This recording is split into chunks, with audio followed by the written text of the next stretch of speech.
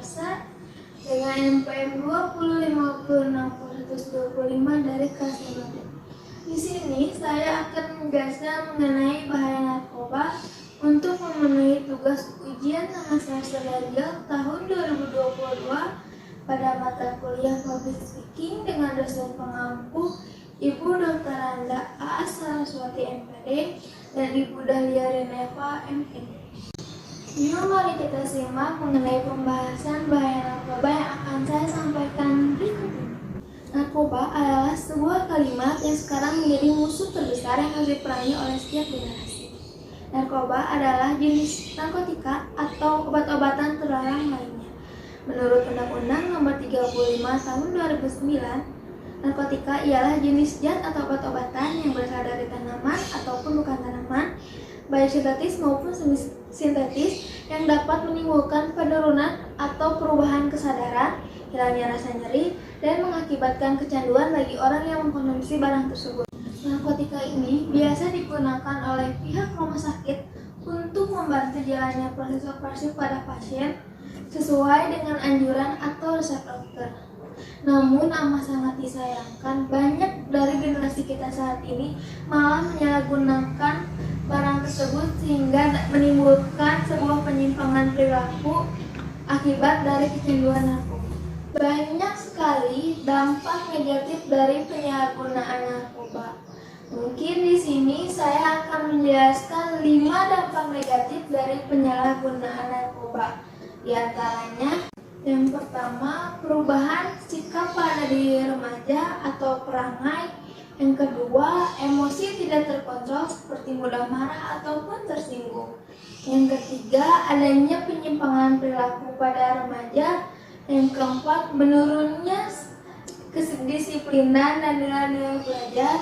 Dan yang terakhir, rusaknya organ penting dalam tubuh seperti ginjal dan hati.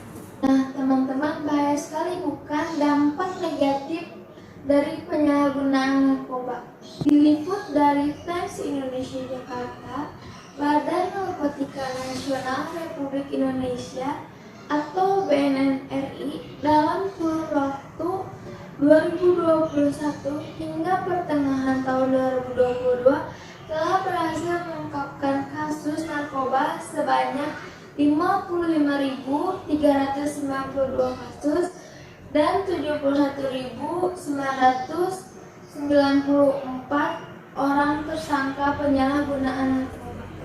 Apabila narkoba ini tidak diberantas dari sekarang, akibatnya generasi harapan bangsa yang tangguh dan cerdas hanya akan tinggal kenangan saja.